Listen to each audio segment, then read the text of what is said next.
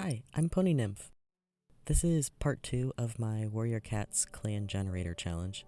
I'll link the first part in the description as well as the original video by Nefali.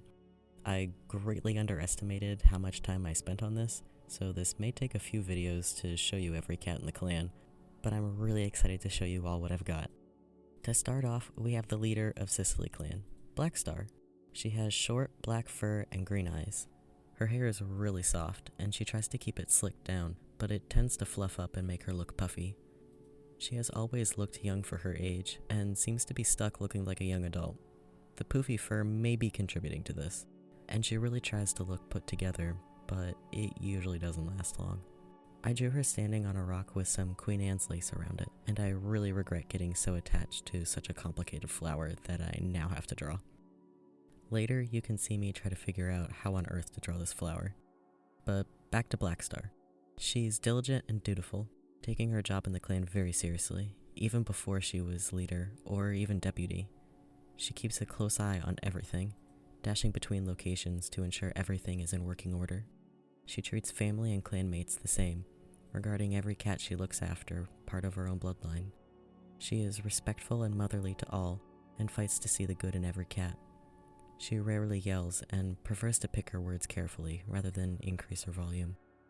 This can be frustrating for some of the more confrontational or short-tempered cats, but for most others it's peace on the ears.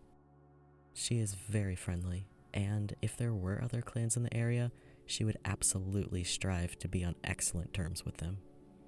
She is surprisingly spry and has a lot of energy. She tries to make sure she is contributing as much as she can to the clan, and is usually extremely worn out by the end of the day, falling asleep as soon as her head hits her paws.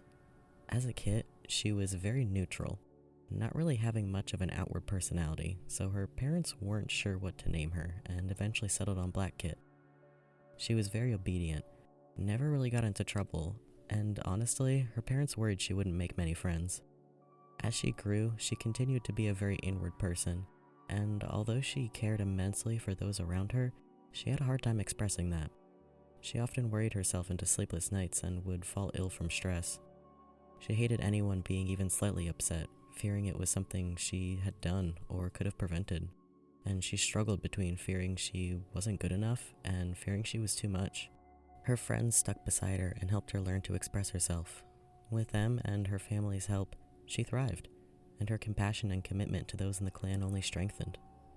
At first, the clan thought she would aim for being a healer, but Blackpaw declined it, feeling she couldn't live up to the expectations of it all. She trained to become a warrior diligently, sometimes staying out late to help her fellow apprentices that needed practice. Being an apprentice helped her feel grounded and that she had a place in the clan.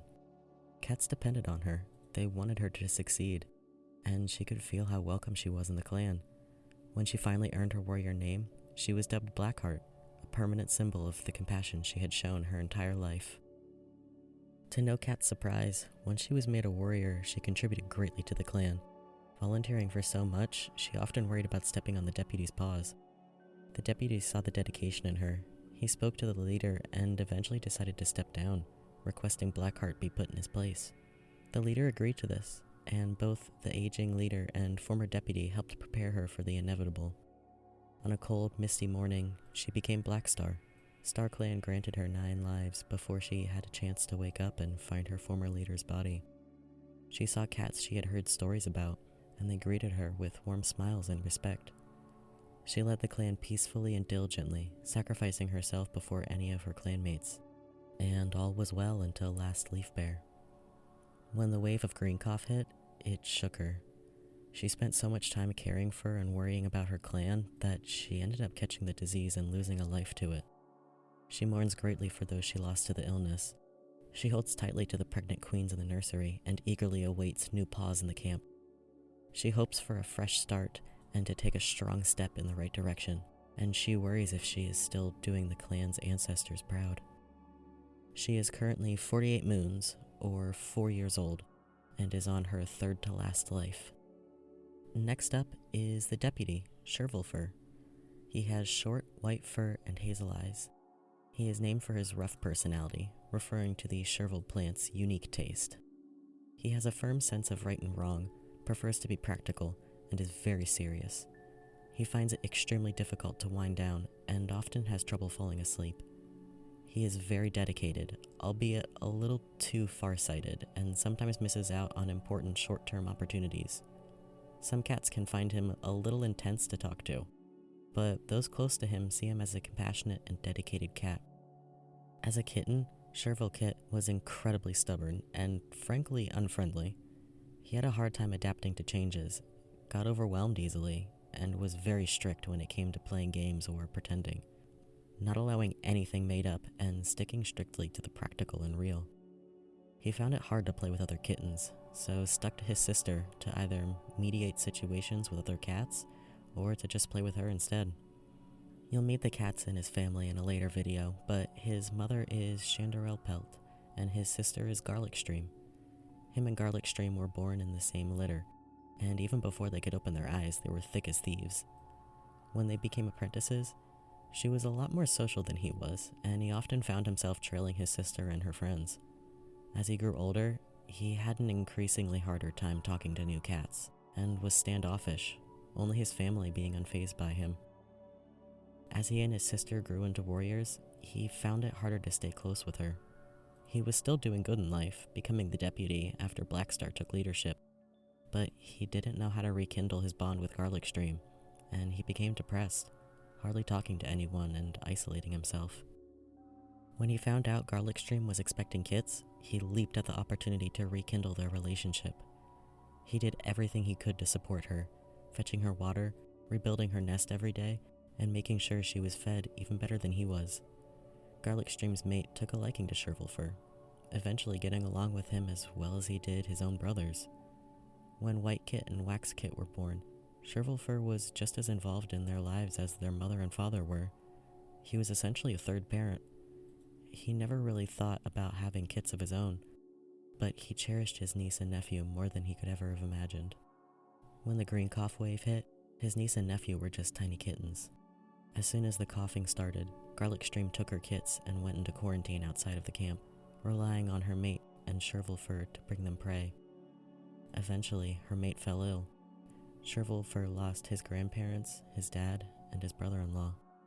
When the illness receded, he was overwhelmed with sadness at those he had lost, and relieved to tears that his mother, sister, his niece, and nephew had made it. With the epidemic behind them, Chervil had a lot to do.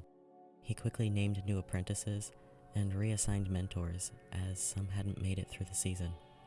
It was difficult, but the clan needed to recover quickly.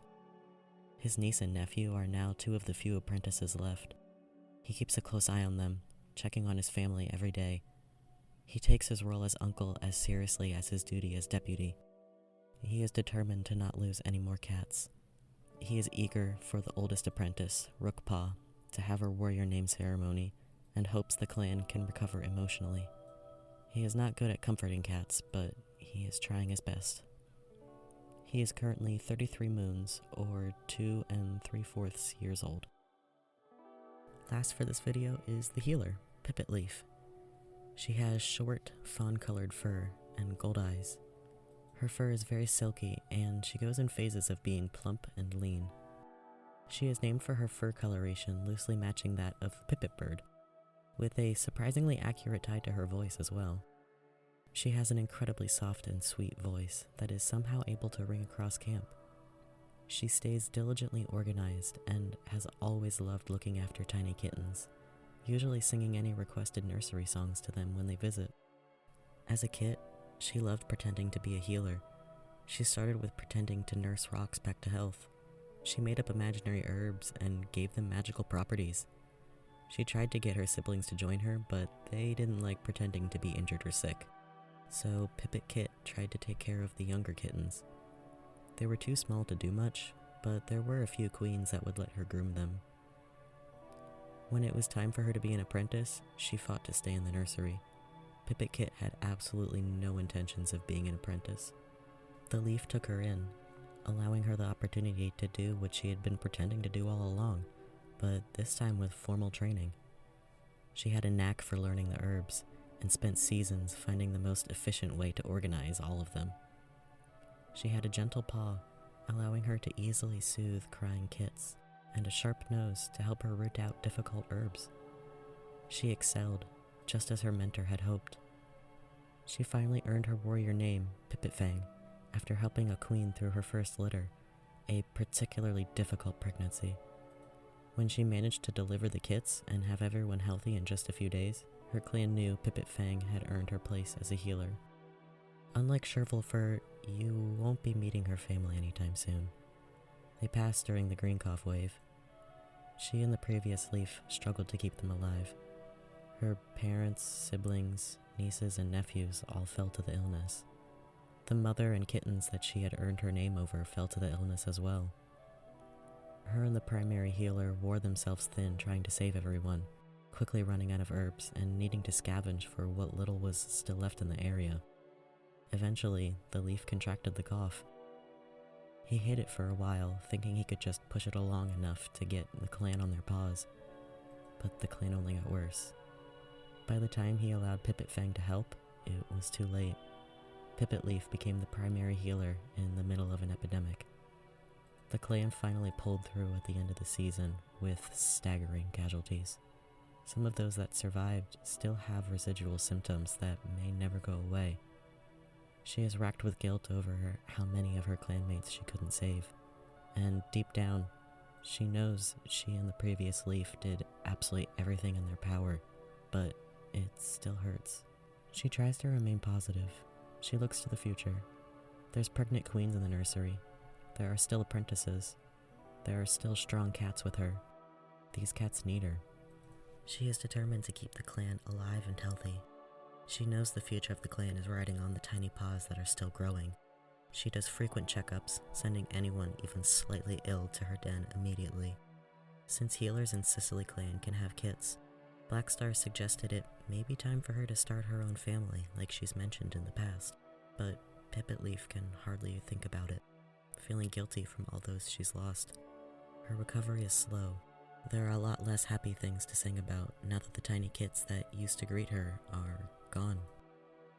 But she still has cats that need her, now more than ever since she is the leaf.